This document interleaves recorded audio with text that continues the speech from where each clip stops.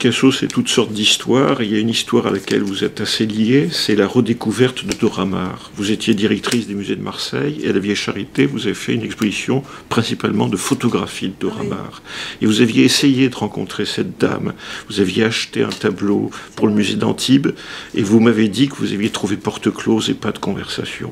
Dora Maar a été une passion de Picasso. Et il avait été séduit par cette femme qui avait sa taille, petite, brune, très maquillée, aux doigts, aux ongles manucurés, qui, aux deux magots, avec un couteau, faisait le tour de ses doigts à toute allure. Et puis ça avait un peu saigné sur le gant. Il avait trouvé cette cruauté admirable. Bref, elle est devenue sa maîtresse. Elle est à l'époque photographe. Elle va faire... elle est l'amie des surréalistes, de Man Ray, de Georges Bataille. Elle a réussi à photographier tous les états de Guernica, tous les états successifs. Donc on a une documentation magnifique sur cette longue bataille avec ce chef-d'œuvre en noir et blanc, qui est un faire-part de deuil de la guerre d'Espagne, comme l'écrit Michel Leiris. Et quand, à la fin d'une longue liaison un peu chaotique et que Picasso tombe amoureux d'une femme plus jeune, ce qui est traditionnel, qui sera Françoise Gillot, il va installer Dora Maar à Ménherbe, où elle habite jusqu'à la fin de sa vie.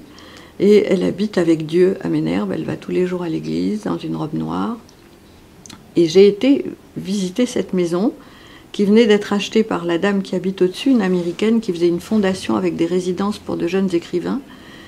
Et cette personne charmante nous avait dit nous avons aussi passé à la machine tous les vêtements qu'il y avait. S'il y a des choses qui vous intéressent, vous pouvez les prendre pour votre exposition.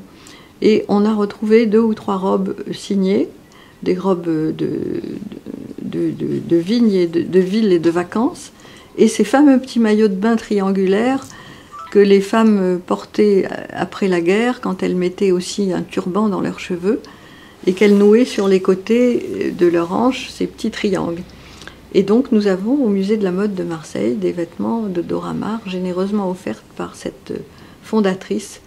De cette maison, il ne restait rien de Dora Maar, elle avait été hélas repeinte, mais la dame qui ignorait le nom de Dora Maar avait quand même été intriguée de voir une série de navettes, de camionnettes de Sotheby qui sortaient de cette maison quand Dora mourait, et avant la vente, qui découvrait qu'il y avait quand même deux ou trois héritiers qui connaissaient peu la vie de leur ascendante.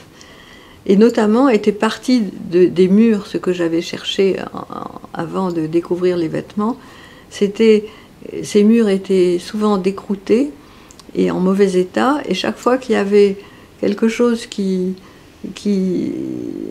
la peinture du dessous qui apparaissait, ou le ciment du dessous, Picasso reprenait la tache avec des pinceaux, rajoutait des pattes, des antennes, et toute une série de petits insectes grouillés sur les murs autour des portes, fendillés.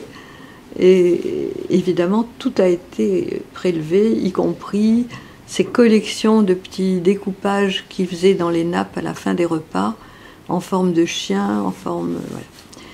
Et dans l'exposition de Dora Maar, on a voulu rendre hommage à la photographe, à la Vieille Charité, à qui Picasso avait conseillé de peindre quand il ne le photographiait plus.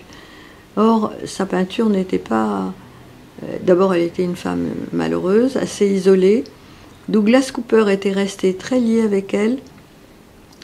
Il l'avait de temps en temps amené, je me rappelle, il l'avait amené une fois chez Balthus, et Dora lui avait montré ses peintures.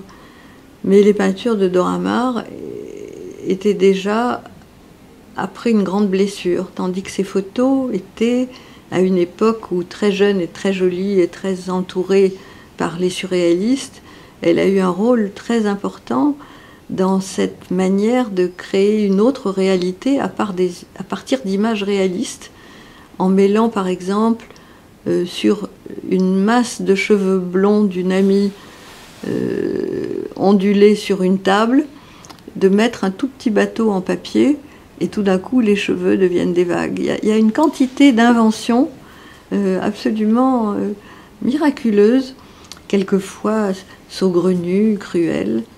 Et je pense que dans la période surréaliste que Picasso a traversée, quand il était déchiré entre Olga, qui ne voulait pas divorcer, et Marie-Thérèse Walter, qui était à l'époque une jeune mineure dont il était tombé fou amoureux, et qu'il cachait.